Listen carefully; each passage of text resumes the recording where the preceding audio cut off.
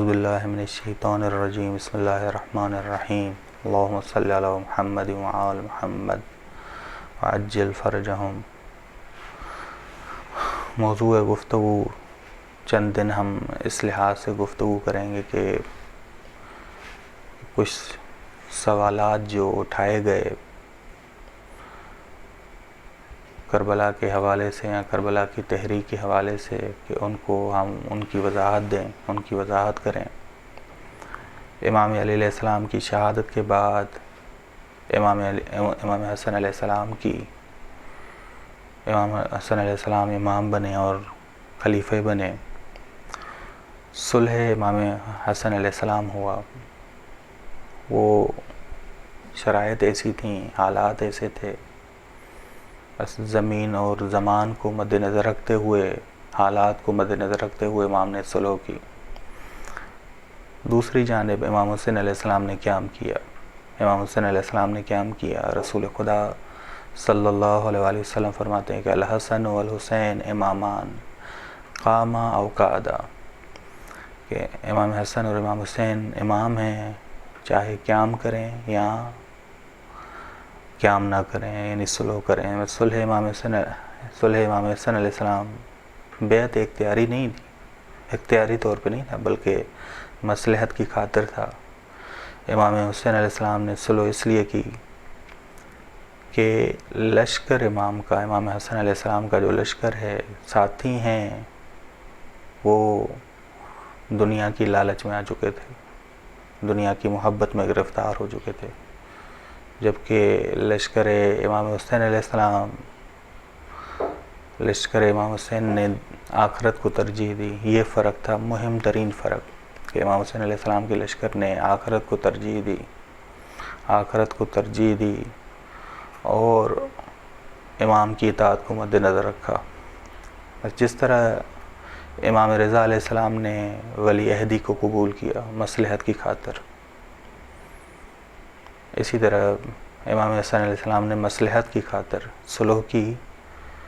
بس کوئی اگر غیبت امام کے زمانے میں، ظالم حکومت میں ایک مرجع ہے، مصلحت کی خاطر قیام نہ کر پائے، تو ہم اسے ملعون نہیں کہہ سکتے، ہم اسے ملعون نہیں کہہ سکتے، بلکہ اس نے زمین اور زمان کو مد نظر رکھتے ہوئے ائمہ علیہ السلام کی، زمین اور زمان کو دیکھنا ہے، اس کی شرائط کو دیکھنا ہے۔ ایک طرف سے امام خمینی علیہ السلام نے دیکھے زمین اور زمان کو دیکھا اور پھر قیام کیا اور نظام ولایت فقہیہ کو لائے۔ یہ بھی اہم قدم ہے، یہ اہم قدم ہے۔ اور دوسری جانب بس بعض مرجع جنہوں نے ظالم حکومت میں قیام نہیں کیا بلکہ علمی کام کیا، انہوں نے علمی کام کیا، تو ہم انہیں ملعون قرار نہ دیں کہ بھئی یہ اٹھ کھڑے نہیں ہوئے۔ ائمہ علیہ السلام کی کہیں سیرت یہ ہے کہ جیسے امام رضا علیہ السلام ہیں، مصلحت کی خاطر ولی عہد بنے، کسی مامون کے کسی غلط کام میں شامل نہیں تھے امام رضا علیہ السلام۔ بس یہ ہے کہ اگر ہم کہیں کہ ائمہ کا یہ کردار، جیسے قیام نہ کرنا، کبھی قیام کرنا ہے کبھی قیام نہ کرنا، قیام نہ کرنا صرف ان کے ساتھ مربوط ہے، ہم سب پر لازم نہیں ہے، تو یہ غلط ہے۔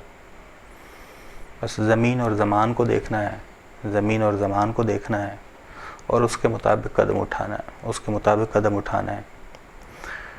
بس جب امام حسین علیہ السلام نے صلح کی، اب سوال یہ اہل سنت کے ہاں یہ کہا گیا ہے کہ جب امام حسن علیہ السلام نے صلح کی تو معاذ اللہ امام حسین علیہ السلام راضی نہیں تھے۔ یہ وجہ کیا ہے کہ ایسی بات انہوں نے کہی؟ اہل سنت حضرات جیسے ڈاکٹر طٰہٰ حسین ہیں، وہ کہتے ہیں معاذ اللہ کہ امام حسین امام حسن سے ناراض تھے، مخالف تھے کہ صلح کیوں کی۔ بس کچھ اہل سنت حضرات اس بات کے قائل ہیں کہ امام حسین علیہ السلام امام حسن علیہ السلام کے صلح سے ناراض تھے۔ یہ بات یہ گفتگو اس وجہ سے آئی کیونکہ یہ حضرات، یہ لوگ ائمہ علیہ السلام کو معصوم نہیں مانتے، معصوم نہیں مانتے، صحابی مانتے ہیں، غیر معصوم مانتے ہیں، غیر معصوم مانتے ہیں۔ ہمارا نظریہ یہ ہے کہ ائمہ علیہ السلام معصوم ہیں، کوئی معنی نہیں کہ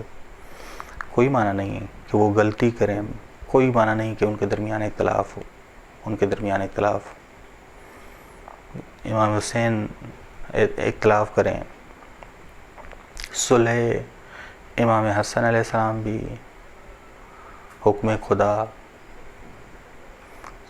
قیام امام حسین علیہ السلام بھی حکم خدا۔